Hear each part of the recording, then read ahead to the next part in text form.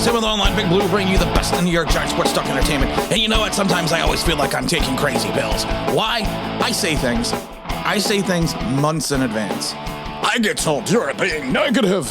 You're a negative Nancy, a negative Nelly, a negative Bob, whoever you want to be negative about. You don't know anything that you're talking about. You're a horrible person because you have the audacity to question Joe Judge and you have the audacity to question Dave Gettleman. What is wrong with you? I've said it before. I can do math. I can add. The New York Giants right now are going to be over the salary cap. They're making moves to fix it right now. And this would explain a lot why we haven't gone out and signed someone like Austin Ryder, people that could actually help the team instead of going out and trying to pick up other people's garbage for draft picks. Sort of looking at you, Billy Price. Looking at some other people. Looking at you, Josh. Looking at you, Josh Jackson, who just restructured his contract, which is down to like something crazy like $400,000. The Giants restructured to save a little more than $400,000 on his contract.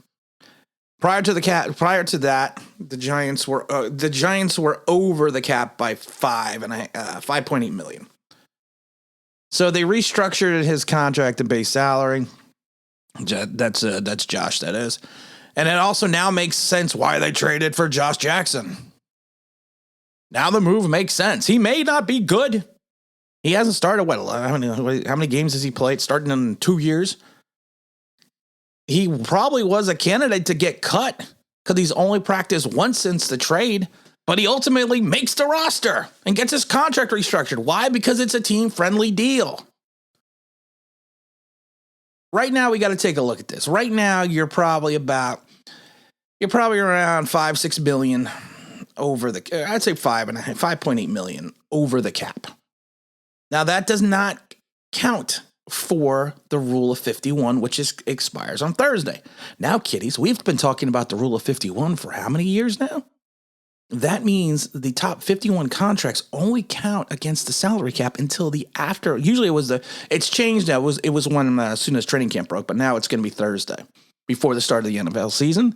So once the NFL season starts, the top 53 contracts now go on the books, not the top 51. I've been extolling this and talking about this and screaming about this, that the Giants are going to have issues with salary cap. Right now, they have the second least amount of money in the entire league. They're going to need to make some moves. They're going to need to do some things to get under. That's what they're going to have to do. That's why they're reaching injury settlements and moving on from people. The problem is they have dead money. They got 4.7 in Golden Tate, almost 2.8 in DeAndre Baker, $2.5 million in Kevin Zeiler. We cut the kid from Minnesota. He was $1 million guaranteed.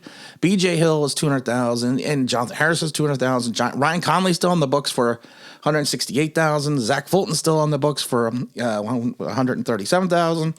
Ryan Anderson's on the books for $137,000. Dante Pettis is still technically on the books, even though he's on the practice squad, for $100,000. Isaac Guyton is still on the books for $100,000. If you add that up, we have $13 million in dead cap space. I have been screaming about this for months. Doesn't anyone notice this? I feel like I'm taking crazy pills. And now everyone is going to be on Twitter and the YouTube sphere saying, I've been talking about this forever. No, I've been told, no, you haven't. I've been talking about this since I was blue in the face. I was told by millions, not millions, but I was told by hundreds of people I had no clue what I was talking about. That I had no idea how the cap worked. I haven't been wrong about the damn cap in 2 years. I think I've been off by maybe $150,000 either way when I did cap projections. I'm sorry.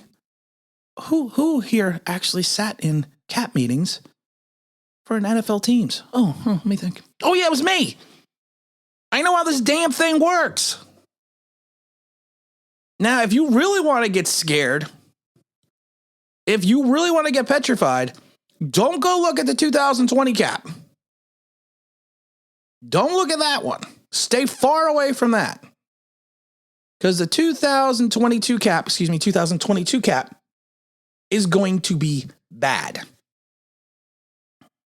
Total liabilities right now, if you project just a top 51 on that cap, is over $200 million. And I believe it's something like 38 players signed. And last time I checked, you need to have 53 players. This is why, kiddies, I've been saying over and over again, we are rolling the dice with this season. This season needs to be a banner success. This season needs to be not a championship season. I think it should be a championship season, but it's not going to be. But it needs to be a playoff season. It needs to be a division winning season. You can't go through this and keep going through salary purgatory. Now, 2023 looks a hell of a lot better than 2022, but you need to get through 2022 to get to 2023. And when your own team's capologist comes out and says that 2022 will be challenging and tough decisions are going to need to be made, that should frighten everybody. But I don't know what I'm talking about. I have no clue what I'm talking about. I'm just a dumb guy with a calculator. And I love it because I don't sit there and go to these websites. I actually sit there and I do an Excel spreadsheet and I break down some of the numbers. And you pull the contracts in from these websites, but I don't sit there and go through their websites. I use my own statistical data. I shouldn't say statistical data. I use my own formulas, let's say. Now, you got to remember, we also restructured the contracts of Blake Martinez and James Bradbury, lowering their 2021 number.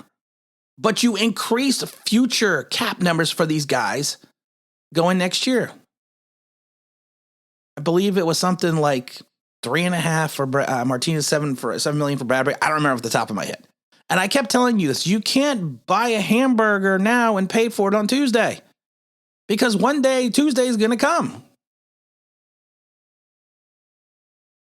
And I should rephrase it. I was getting too excited. The projected cap number is going to be $203 million.